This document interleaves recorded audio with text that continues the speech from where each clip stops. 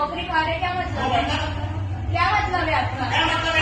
तो आप ऐसे क्यों बोल रहे हो? गुजराती नौकरी क्या खा रहे? गुजरात में अगर नौकरी मिली है तो हम करेंगे नहीं क्या? એટલે સરકારે વાત કરો. હું તો ગુજરાતી જ છું. સરકારે વાત કરો.